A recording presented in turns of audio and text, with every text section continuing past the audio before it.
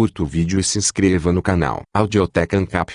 Audioteca apresenta os 100 argumentos mais importantes da filosofia ocidental. Michel Bruce Steven Barboni.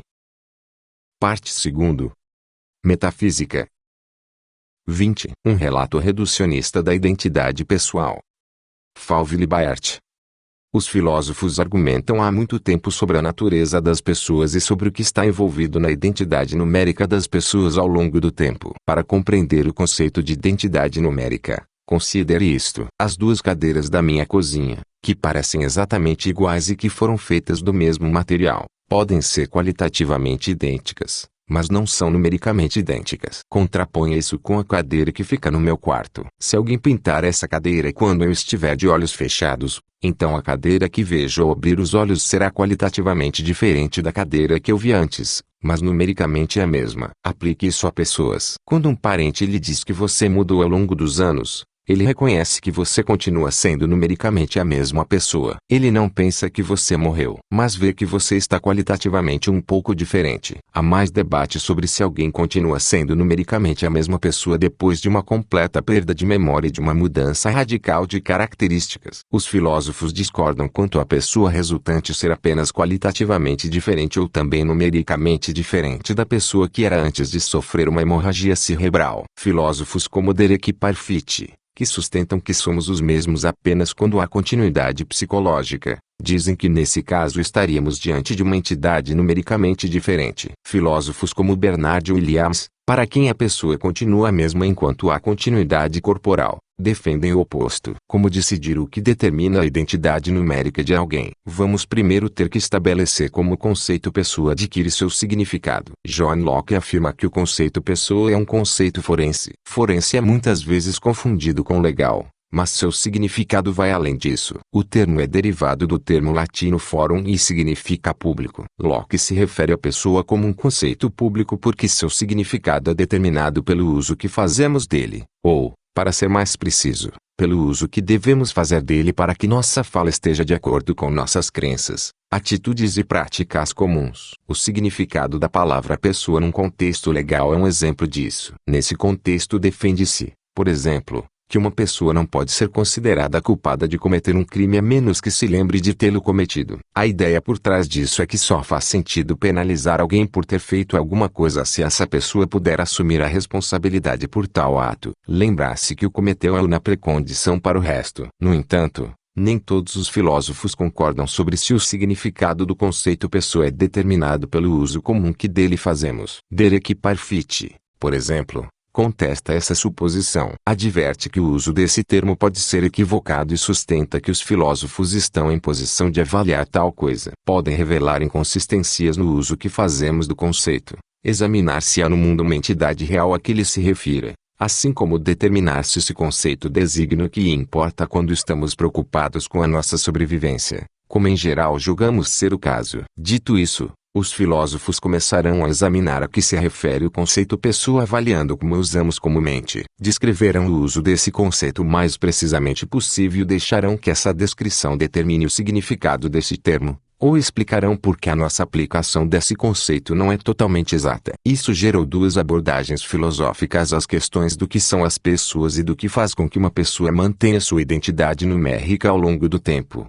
A abordagem reducionista e a abordagem não reducionista. Há diferentes versões de reducionismo. E provável que o reducionismo constitutivo 3 seja a versão mais defensável de reducionismo no que diz respeito a pessoas. Os reducionistas constitutivos admitem que as pessoas existem, mas argumentam que são constituídas apenas por sua continuidade física ou psicológica, e por nada além ou acima dessa continuidade. Dizer que as pessoas são constituídas apenas por sua continuidade física ou psicológica não equivale a dizer que nada mais são além dessa continuidade. Segundo Sidney Schumacher, o caso é análogo à relação entre uma estátua e o pedaço de argila do qual é feita. A estátua é constituída pela argila e não tem uma existência separada dessa argila. No entanto, não é a mesma que o pedaço de argila. Porque, se essa argila perder sua forma, continuará ali, mas a estátua não. 4. Os reducionistas constitutivos são reducionistas metafísicos e não reducionistas conceituais. 5. Alegam que as pessoas não são entidades que existem separadamente, acima e além de sua continuidade física ou psicológica, Embora não sejamos capazes de nos livrar do termo pessoa quando queremos dar uma descrição completa do mundo, atribuímos experiências a sujeitos se é possível que devamos chamá-los de pessoas e não de continuidades físicas ou psicológicas. Outra maneira de enunciar o que defendem os reducionistas constitutivos é a seguinte: alegam que o que faz com que diferentes experiências pertençam a uma só pessoa não é o fato de pertencerem a uma entidade que existe separadamente. O que torna intrapessoais as experiências deve ser explicado em termos de outros fatos, como o fato de serem psicologicamente contínuas entre si ou o fato de serem associadas a um único corpo. Um não reducionista metafísico, por outro lado, alega que as pessoas são entidades que existem separadamente acima e além de sua continuidade física e psicológica. Um não reducionista metafísico é, por exemplo, alguém que identifica as pessoas de acordo com sua alma e não considera que essa alma seja constituída por qualquer combinação de outras entidades. Esse não reducionista metafísico poderia acreditar na transmigração da alma, talvez acredite que seja idêntico a alguém do passado, de quem sua alma migrou, mesmo que o corpo dessa pessoa não tenha continuidade com seu corpo presente, que o caráter dessa pessoa seja radicalmente diferente e que ele não tenha lembrança das experiências dessa pessoa. Vamos voltar ao reducionismo. No reducionismo constitutivo, há ainda uma grande divisão a ser feita. Alguns reducionistas, como Bernard Williams e Thomas Nagel, argumentam que a pessoa permanece a mesma enquanto há algum grau de continuidade física. Outros reducionistas, como Sidney Schumacher e Parfit, sustentam que a pessoa permanece a mesma enquanto há algum grau de continuidade psicológica não ramificada. A seguir, examinaremos o argumento de Parfit a favor de sua posição. Parfit defende a sua visão afirmando que devemos ser ou reducionistas ou não reducionistas, adiantando que não há evidências a favor da visão não reducionista e demonstrando como podemos descrever continuidade psicológica de um modo que não pressupõe identidade pessoal. Mesmo que o argumento de Parfit seja considerado formalmente válido, ainda é possível discutir a verdade das suas premissas e do seu método. Duas das premissas que podem ser questionadas são a premissa 6 e a premissa 7. Será que quase-memórias podem ser realmente chamadas de memórias ou serão apenas fragmentos de informação? Se for esse o caso, pode-se ainda considerar a quase-memória uma instância da continuidade psicológica. No que diz respeito ao método de Parfit, pode-se questionar seu recurso a um experimento mental. Parfit imagina um mundo em que seja possível lembrar de vivenciar um acontecimento em que não estivemos de fato presentes. Os filósofos desenvolvem experimentos como esse para compreender nossas intuições a respeito de um determinado conceito. Perguntam, por exemplo, se X fosse o caso, o que pensaríamos sobre A? Há controvérsias sobre a legitimidade de se recorrer a experimentos mentais em argumentos filosóficos. Filósofos como Ken e Wittgenstein alegam que isso atribui às palavras um poder que elas de fato não têm. Argumentam que, estando neste mundo, não podemos realmente prever quais seriam as nossas atitudes em outro mundo. Questionam também o que as nossas atitudes num mundo diferente do nosso poderiam possivelmente dizer sobre as nossas atitudes num mundo em que efetivamente vivemos. Não somos entidades existindo separadamente, separados do cérebro e do corpo, e vários eventos físicos e mentais interrelacionados. Nossa existência envolve apenas a existência do cérebro e do corpo, o fazer das nossas ações, o pensar de nossos pensamentos e a ocorrência de outros eventos físicos e mentais. Nossa identidade ao longo do tempo envolve apenas a relação R, encadeamento psicológico e, ou continuidade psicológica, com o tipo certo de causa, desde que, b, essa relação não assuma uma forma ramificada, ficando entre uma pessoa e duas diferentes pessoas futuras. Definição de premissas. Premissa 1. Quando perguntamos o que são as pessoas e como continuam a existir, a escolha fundamental é entre duas visões, a visão não reducionista e a visão reducionista. Premissa 2. Na visão não reducionista, as pessoas são entidades que existem separadamente, distintas do seu cérebro, do seu corpo e das suas experiências. Nessa visão, as pessoas são entidades cuja existência tem que ser tudo ou nada. Premissa 3. Na visão reducionista, pessoas existem. E uma pessoa é distinta do seu cérebro, do seu corpo e das suas experiências. Mas pessoas não são entidades que existem separadamente. A existência de uma pessoa, durante qualquer período, consiste apenas na existência do seu cérebro e do seu corpo, no pensar dos seus pensamentos, no fazer de suas ações, e na ocorrência de muitos outros eventos físicos ou mentais. Argumentos em defesa da visão reducionista. Premissa 4. A visão reducionista é verdadeira, a. desde que a continuidade psicológica não pressuponha que a pessoa aglutine esses eventos psicológicos e, b, desde que se rejeite a crença de que as pessoas são entidades que existem separadamente. A ocorrência de continuidade psicológica não pressupõe que a pessoa aglutina esses eventos psicológicos.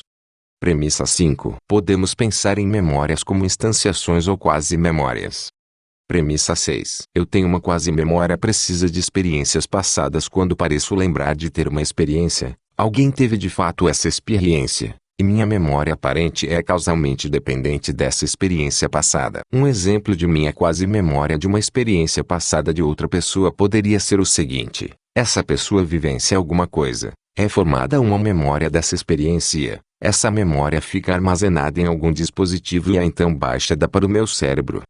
Premissa 7. A continuidade da quasi-memória é uma instanciação da continuidade psicológica. Ou, em outras palavras, se há continuidade de quasi-memória, px, então há uma instanciação de continuidade psicológica, qx. Formalizado, isso dá, vx-px implica qx. Premissa 8. Se tivéssemos consciência de que nossas quasi-memórias podem ser de experiências passadas de outras pessoas, assim como de nossas experiências passadas, essas quasi-memórias seriam automaticamente combinadas à crença de que essas memórias estão relacionadas às nossas próprias experiências. Em linguagem lógica, isso significa que a continuidade da quasi-memória, p, é consistente com a ideia de que essa continuidade pode ser compartilhada por diferentes pessoas, r. Essa relação de consistência pode ser formalizada como 3xpx é rx. Conclusão 1. Uma certa continuidade da quasi-memória pode ser compartilhada por diferentes pessoas. Ou, PARA. Conclusão 2. A continuidade de quasi-memórias. Conclusão 3. A ocorrência de uma certa continuidade da quasi-memória implica a ocorrência de uma certa continuidade psicológica. PA implica que há. Conclusão 4. Há uma instanciação de continuidade psicológica, que há. Conclusão 5. Alguma coisa não tem a propriedade de ser compartilhada por diferentes pessoas, RA. Conclusão 6. A propriedade de ser psicologicamente contínuo é consistente com a propriedade de ser compartilhado, que é RA. Conclusão 7. A continuidade psicológica é consistente com o fato de essa continuidade não ser compartilhada por diferentes pessoas, 3xqx é rx. Ou, em outras palavras, a ocorrência de continuidade psicológica não pressupõe que uma pessoa aglutine esses eventos psicológicos. B. Deveríamos rejeitar a crença de que as pessoas são entidades que existem separadamente. Premissa 9. Não temos evidências a favor da alegação de que as pessoas existem como entidades que existem separadamente, então devemos rejeitar essa crença. Premissa 10. Não temos qualquer consciência da existência continuada de um sujeito que exista separadamente. Premissa 11. Não temos evidências a favor do fato de que a continuidade psicológica não depende da continuidade do cérebro, mas da continuidade de alguma outra entidade. Premissa 12. Não temos boas evidências a favor da crença na reencarnação. Também não temos evidências da existência dos egos cartesianos, ou seja, substâncias pensantes não materiais. Parece que não são nem fatos publicamente observáveis nem fatos privadamente introspectíveis. Premissa 13. Não há outras razões além das contidas em P10, P11 e P12 para acreditar na existência de um sujeito de experiências que exista separadamente. Conclusão 5. Não temos evidências a favor da alegação de que somos entidades que existem separadamente. Conclusão 6. Devemos rejeitar a crença de que as pessoas existem como entidades que existem separadamente. Conclusão 7. A visão reducionista é verdadeira.